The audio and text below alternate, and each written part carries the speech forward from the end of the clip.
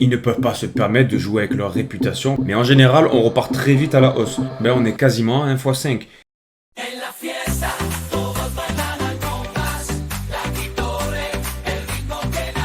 À la fin du bull run, ceux qui nous diront qu'on a eu de la chance, hein, franchement, gare à vos fesses. Hein. Salut à tous les amis, aujourd'hui on se retrouve pour un Crypto Daily dans lequel on va parler des actualités autour du Bitcoin et de la crypto-monnaie. La correction des altcoins fait très mal, donc ce qu'on va aller faire, c'est qu'on va aller voir ensuite ensemble quelques données on-chain qui vont nous permettre d'avoir une vue d'ensemble et de pouvoir dézoomer sur la situation. Bon les gars, occasionnellement, on va commencer ce Crypto Daily par voir une petite charte et voir l'évolution du prix de Bitcoin et des alts. L'idée c'est que Bitcoin a l'air de vouloir casser cette petite boîte là d'accumulation. Après, ce qu'il faut se dire, c'est que la journée n'est pas terminée. C'est vrai que si on clôture à l'intérieur de la boîte, ben, ça peut présager encore de nouvelles baisses. Donc on va suivre ça de près. En tout cas, c'est plutôt fou, c'est que le S&P 500 fait des plus hauts historiques, le Nasdaq pareil. Comme tu peux le voir, on a atteint un plus haut à 5586, on est vraiment sur un top et le Bitcoin ne suit pas. Après, ce qu'il faut prendre en compte, c'est que le S&P, il y a 5 valeurs qui drivent le marché, si tu veux. On a les 5 plus grandes valeurs du S&P, justement, ben, qui vont tirer le S&P vers le haut et forcément, ben, qui font augmenter le prix.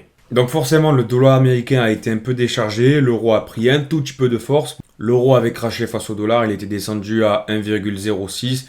Donc ça, c'est dû justement à tous les remous politiques qu'on connaît en Europe. Pas qu'en France, même si la France est quand même prédominant dans l'Europe, c'est le deuxième pays, la deuxième plus grande puissance d'Europe. Les cataclysmes politiques qui se passent en France avec des annonces économiques qui justement endetteraient encore plus le pays, etc., qui ne seraient pas forcément remboursables, eh ben ça crée de l'incertitude vis-à-vis de l'euro. Et ça, par contre, ça peut être très dangereux dans le sens où, je sais pas si tu te rappelles, mais à l'époque où le pays de la Grèce était en crise, ils avaient fait appel à la FMI, ils avaient fait appel à la Banque Centrale Européenne, la BCE, pour pouvoir annuler des dettes et pouvoir sortir la tête de l'eau. Et lorsqu'il y avait eu cet élément où tout le monde avait aidé la Grèce, il y avait eu des différences entre les taux d'intérêt des crédits entre les pays d'Europe. Et donc cette différence, qu'on appelle aussi un spread de taux d'intérêt, avait créé de la divergence sur les marchés du crédit. Et ces divergences, la monnaie de l'euro n'aime pas trop ça. Et là où je vais en venir, tu m'excuses, hein, je bois mon café, petit chocolat et tout, on se fait plaisir comme on peut. C'était qu'aux alentours de 2010, quand il s'était passé cette crise, c'était la Grèce, mec. Là, on parle de la France, qui est la deuxième puissance d'Europe. Si on a une incertitude encore une fois autour de la France et de son avenir, je te rappelle que plus de la moitié des investisseurs du CAC 40 sont étrangers.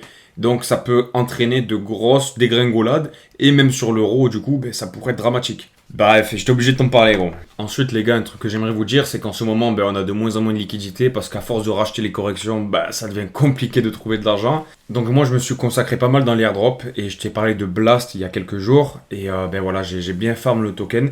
J'ai débloqué toutes les cartes, donc je te conseille d'aller jeter un œil, frérot, parce que ça peut te permettre d'avoir un peu de liquidité et de pouvoir racheter un petit peu cette correction. Je t'ai fait une vidéo tutoriel dans laquelle je t'explique comment est-ce que ça fonctionne, comment est-ce qu'on peut farmer sur airdrop. Et je t'ai mis en description de cette vidéo un lien qui te permet de rentrer parce que tu as toujours besoin d'un lien d'affiliation pour pouvoir commencer ton farming de airdrop. Ensuite, un truc que je suis en train de farmer en ce moment, c'est le airdrop de Hamster Combat. Donc ça, c'est un peu une connerie, tu vois, c'est un truc qui est sorti sur la blockchain de Telegram, ton. Et en gros, l'idée, c'est que tu vas ouvrir le canal Hamster Combat sur ton Telegram et tu vas voir un hamster qui va apparaître. Donc tu vas pouvoir mettre de l'argent pour investir, pour pouvoir miner et gagner un peu plus de points. Ou alors, tout simplement, tu peux venir taper sur le hamster et à mesure que tu tapes, tu gagnes des points.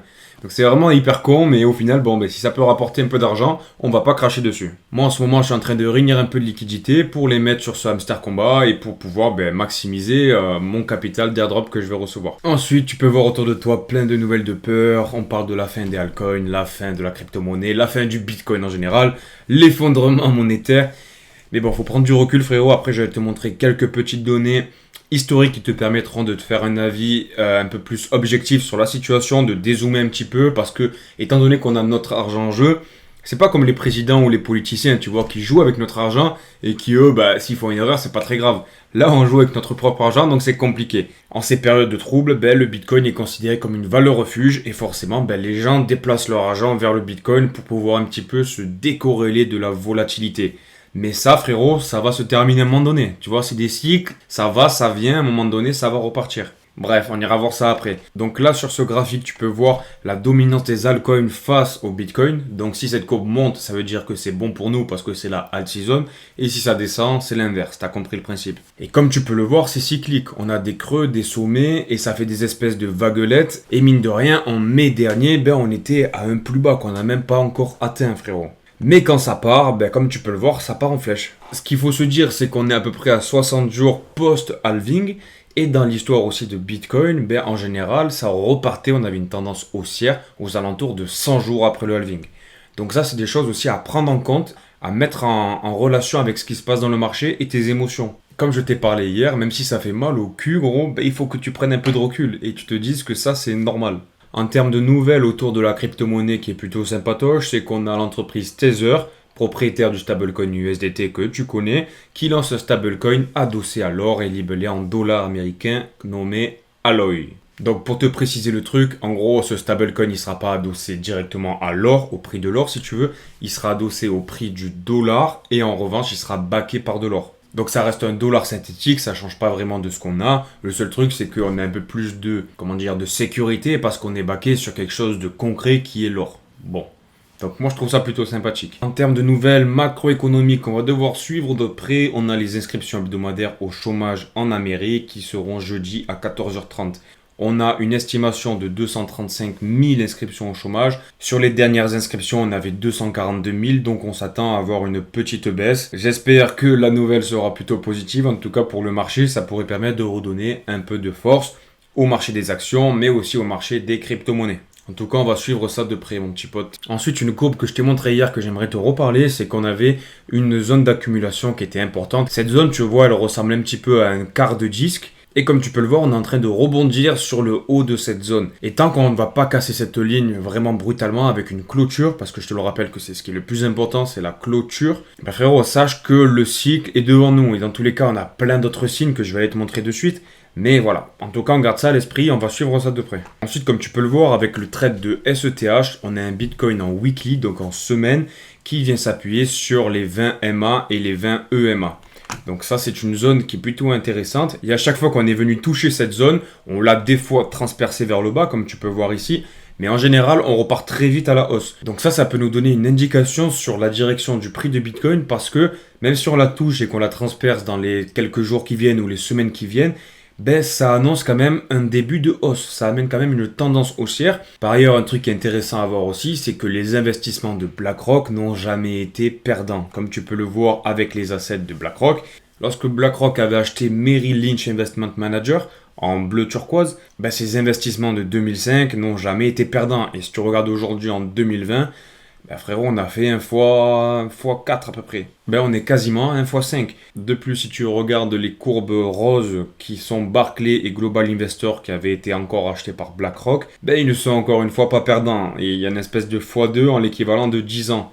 Et aujourd'hui, gros, ils sont dans le Bitcoin. Donc tu penses vraiment qu'ils auraient mis de l'argent et des milliards? Ils possèdent 1 million de Bitcoin, frérot. Est-ce que tu fais le calcul un petit peu dans ta tête? Ça représente une somme astronomique. Ils ne peuvent pas se permettre de jouer avec leur réputation parce que c'est l'argent des gens. Donc dis-toi bien que voilà, même si on a des corrections, on prend cher, le Bitcoin il va survivre. Et si le Bitcoin survit, ben les altcoins vont survivre. En général, c'est toujours comme ça. T'as la Bitcoin Season et ensuite t'as l'altcoin Season. On a un recyclage de l'argent.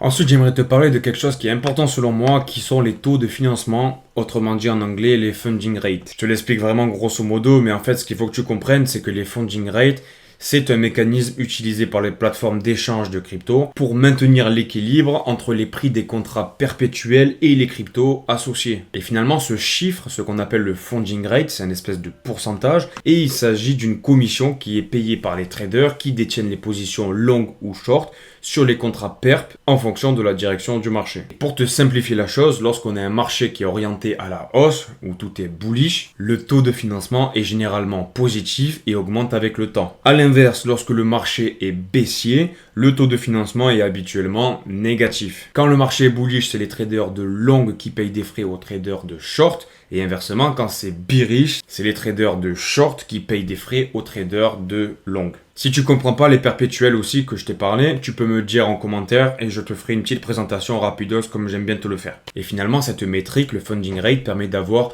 une idée, en fait une perception de la situation du marché dans laquelle on est. Et historiquement, ce qui se répète toujours, c'est que lorsque les funding rates commencent à être négatifs sur tous les altcoins, en général, ça nous indique qu'on est très proche du bottom. Et comme tu peux le voir avec les funding rates que tu as sur les yeux, avec ton BCH, DOT, ADA, Link, AVAX, on n'a que des funding rates qui sont négatifs. Donc ça, c'est des indices qui peuvent nous donner l'intuition qu'il y a une hausse qui se prépare. Donc on va garder ça en tête et on va suivre ça de près en tout cas. C'est tout pour moi frérot, j'espère que ça t'a plu. Donc n'hésite pas à t'abonner parce que tous les jours je réalise un Crypto Daily sur lequel je te parle du marché, des news autour de la crypto-monnaie et je te donne mes émotions, mes ressentis et des crypto-pépites. Laisse un like, laisse un commentaire et je te dis à demain frérot. Ciao ciao!